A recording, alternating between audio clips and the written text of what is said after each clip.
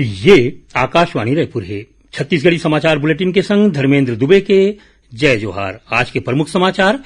प्रधानमंत्री उत्तर प्रदेश के वाराणसी में एक ठिन कार्यक्रम में महत्वाकांक्षी प्रधानमंत्री आयुष्मान भारत स्वास्थ्य बुनियादी ढांचा मिशन के करीन शुभारंभ।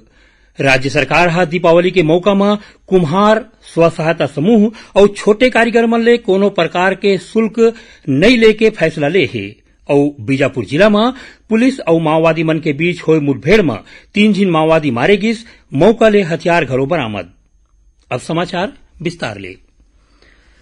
प्रधानमंत्री नरेंद्र मोदी उत्तर प्रदेश के वाराणसी में एक ठिन कार्यक्रम में महत्वाकांक्षी प्रधानमंत्री आयुष्मान भारत स्वास्थ्य बुनियादी ढांचा मिशन के शुभारंभ करीन।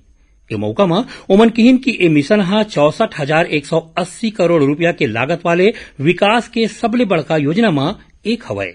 केंद्र सरकार डहार ले चलाए जात ए योजना के उद्देश्य अवैया 6 बछर बर देश में शहरी और गांव गंवई के क्षेत्र में स्वास्थ्य बुनियादी ढांचा, निगरानी और स्वास्थ्य अनुसंधान के क्षेत्र के खाई ला भरना है। कोनो भी प्रकार के बीमारी ले निपटे बर हेल्थ सिस्टम ला तैयार करे जात है। ए योजना में देश के 5 लाख ले ज्यादा आबादी वाले जम्मू जिला मन में ब्लॉक स्तर के अस्पताल में विशेष सुविधा रही।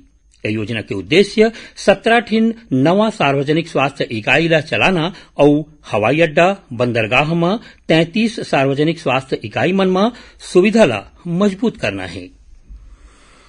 केंद्रीय युवा कार्य और खेल मंत्री अनुराग ठाकुर कहन है कि स्वच्छ भारत अभियान में अब तक देश भर ले 75 लाख किलोग्राम कचरा उठाए गए हैं। 1 महीना तक चलैया एक कार्यक्रम ला 1 अक्टूबर ले शुरू करे गए रहीस। नेहरू युवा केंद्र संगठन डहार ले चलाए गए ये कार्यक्रम के अगुवाई युवा मन करीन है। एमा देश के 744 जिला मन ले 6 लाख गांव मन में कचरा हटाए के अभियान चलाए गिस। देश में अब तक 1 अरब 2 करोड़ 31 लाख ले ज्यादा कोविड रोधी टीका लगाए जा चुके हैं। एती प्रदेश में कोरोना ले बचाव बर अब तक 2 करोड़ 24 लाख 42 हजार ले ज्यादा टीका लगाए जा चुके हैं। एती कोरिया जिला के कलेक्टर जिला में 100% टीकाकरण पूरा करे के निर्देश दे है। वहीं प्रदेश के 21 जिला मन में काली कोरोना संक्रमण के एको मामला नहीं आए हैं। ए बेरा प्रदेश के 7 जिला में कोरोना के एको मरीज नहीं है।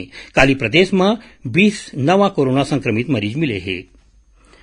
अभी मिले समाचार के मुताबिक इहे के कारीगर मन ला बढ़ावा देबर राज्य सरकार दिवाली के मौका में कुम्हार स्व सहायता समूह और छोटे कारीगर मन ले कोनो प्रकार के शुल्क नहीं लेके फैसला ले है। मुख्यमंत्री जनता मन ले अपील करे है कि दिवाली त्योहार में प्रयोग में अवैया जिनिस जिहां तक बने इहे के कारीगर मन ले बनाए गए जिनिस ला खरीदें। राजधानी रायपुर के साइंस कॉलेज मैदान में ए बेरा राष्ट्रीय आदिवासी नृत्य महोत्सव और राज्योत्सव की तैयारी जोरदार चलत है। 28 अक्टूबर के कला दल मन के मार्च पास्ट के संग राष्ट्रीय आदिवासी नृत्य महोत्सव के शुभारंभ हुई। ए मौका में प्रतिभागी देश के कलाकार मन अपन यहाँ के पहनावा के संग अपन प्रस्तुति दी। समारोह वाले जगह में आदिवासी मन के जिंदगी और संस्कृति ऊपर आधारित प्रदर्शनी लगाए जाही। ए महोत्सव में 7 ठिन देश के नर्तक दल मन के संगे संग 27 राज्य और 6 ठिन केंद्र शासित प्रदेश के 59 आदिवासी नर्तक दल मन के करीबन 1000 कलाकार मन शामिल हुई, जेमा 63 विदेशी कलाकार घलो शामिल है। उन्हें राष्ट्रीय आदिवासी नृत्य महोत्सव में शामिल होए बर आज नाइजीरिया के 10 जिन कलाकार मन रायपुर पहुंचिन। जल जीवन मिशन के तहत एसो के वित्तीय बछर में 25 अक्टूबर तक 1 लाख ले ज्यादा गांव के घर मन में पेयजल बर नल कनेक्शन दे गए हैं। इस मिशन के तहत प्रदेश में अब तक 6,50,000 गांव के लोगन मन ला नल कनेक्शन दे जा चुके हैं। जल जीवन मिशन के तहत प्रदेश के गांव गौतरी वाले जगह में हरेक मनखे मन ला रोजे 55 लीटर साफ पानी दे जात है। छत्तीसगढ़ी समाचार बुलेटिन आप मन आकाशवाणी रायपुर ले सुनत हो। छत्तीसगढ़ के खबर ले है आपके वास्ता और खबर के विश्वसनीयता ले है हमार वास्ता। आकाशवाणी समाचार रायपुर के प्रादेशिक समाचार बुलेटिन के संगे संग हमार समसामयिक कार्यक्रम आप रेडियो के संग अपन मोबाइल में घलो सुन सकत हो। आकाशवाणी समाचार फेसबुक, ट्विटर और यूट्यूब में घलो हावय।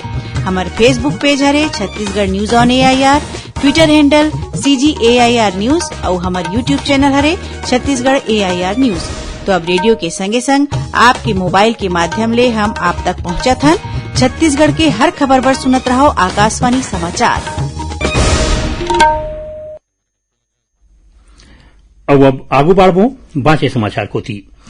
आजादी के अमृत महोत्सव में आकाशवाणी समाचार स्वाधीनता संग्राम और ओखर गौरव वाले इतिहास ऊपर विशेष अमृत महोत्सव प्रश्नोत्तरी कार्यक्रम चलावत है। सुनैया मल्ल बता दन कि ये प्रश्न राष्ट्रीय स्तर में राखे गए प्रश्नोत्तरी के तहत पूछे जाही। एक जवाब प्रादेशिक बुलेटिन के प्रश्नोत्तरी पर राखे गए ईमेल या मोबाइल नंबर के बजाय आज के प्रश्न के बाद बताए गए व्हाट्सएप नंबर या ईमेल में भेजना होगी। आज के प्रश्न है, भारतीय राष्ट्रीय ध्वज के निर्माता कौन हरे? सुनैयमन अपन उत्तर व्हाट्सएप नंबर 88265626 या ईमेल अमृत महोत्सव quiz@प्रसारभारती.gov.in में भेज सकते हैं।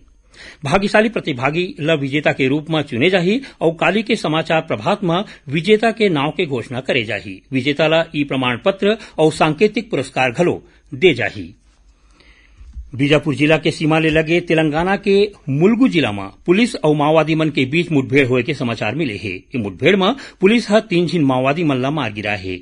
मौका ले 4 हथियार घलो बरामद करे गए है। हमार संवाददाता ले मिले जानवा के मुताबिक बीजापुर जिला के सीमा और तेलंगाना के मुलुगु जिला के सीमा के बीच माओवादी मन के होए के समाचार मिले के बाद तेलंगाना के ग्रे हाउंड फोर्स और बीजापुर पुलिस सर्चिंग में निकले रहीन। यही दौरान मुठभेड़ हो गए। ये मुठभेड़ में 3 झिन माओवादी मारे गिस। पुलिस के मुताबिक बदरू उर्फ कल्लू दक्षिण बस्तर संभाग में माओवादी मन के नेता रहीन। उन्हें एक झिन और माओवादी कम्मा महाराष्ट्र के गढ़चिरौली डिवीजन में सक्रिय रहीन। सुरक्षा बल मन घटना वाले जगह ले AK-47 SLR LMG और एयर गन बरामद करे है।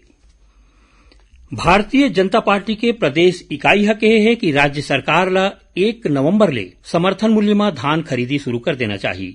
पार्टी के प्रदेश अध्यक्ष विष्णुदेव साय कहन है कि प्रदेश के कतकोन जगह में धान के जल्दी पाके वाले फसल तैयार हो गए है और किसान मन ओकर कटाई घलो कर ले है। फिर सरकार अभी तक धान खरीदी के तारीख घोषित नहीं करे है।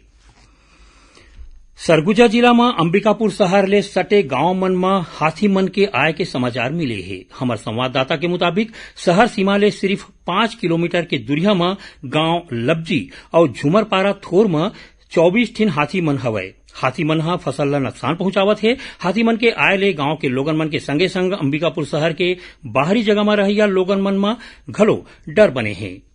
जानवा के मुताबिक वन विभाग को तिले हाथी के दल ला भगाए के प्रयास करे जाते। 2 दिन पहली जिला में ए हाथी एक झिन मनखे ला मार डाले रहीस। अंबिकापुर के तीर पाछू रतिया एक ठिन मालगाड़ी पटरी ले उतर गए। जानवा के मुताबिक मालगाड़ी के 8 ठिन डब्बा पटरी ले उतर गए। ए घटना के सेती ए रद्दा में रेलगाड़ी में अवई जवई प्रभावित हो है। पटरी ला ठीक करे बर अंबिकापुर जबलपुर एक्सप्रेस ला रद्द कर दे गए है। मुख्यमंत्री भूपेश बघेल लोकवाणी में एदारी उद्यमिता और जन सशक्तिकरण का छत्तीसगढ़ मॉडल विषय ऊपर गोट बात करही। ये बारे में कोनो भी मनखे आकाशवाणी रायपुर के दूरभाष नंबर 077-12430501-502 और 503 में 27 ले 29 अक्टूबर तक मझनिया 3 ले 4 बजे के बीच फोन करके अपन सवाल रिकॉर्ड करा सकते हैं। मुख्यमंत्री के मासिक रेडियो वार्ता लोकवाणी के 23वां कड़ी के प्रसारण 14 नवंबर के होही। एकर प्रसारण छत्तीसगढ़ स्थित आकाशवाणी के सब्बो केंद्र FM रेडियो और क्षेत्रीय समाचार चैनल मल्ले बिहनिया 10:30 बजे ले करे जाही। आखिर में प्रमुख समाचार एक गांव फेर। प्रधानमंत्री उत्तर प्रदेश के वाराणसी में एक कार्यक्रम में महत्वाकांक्षी प्रधानमंत्री आयुष्मान भारत स्वास्थ्य बुनियादी ढांचा मिशन के करीन शुभारंभ। राज्य सरकार दीपावली के मौका में कुम्हार स्व सहायता समूह और छोटे कारीगर मन ले कोनो प्रकार के शुल्क नहीं लेके फैसला ले है। और बीजापुर जिला में पुलिस और माओवादी मन के बीच हुई मुठभेड़ में 3 झिन माओवादी मारे गिस। मौका ले हथियार घलो बरामद। एक संग छत्तीसगढ़ी समाचार बुलेटिन यही सरावत है। जय जोहार।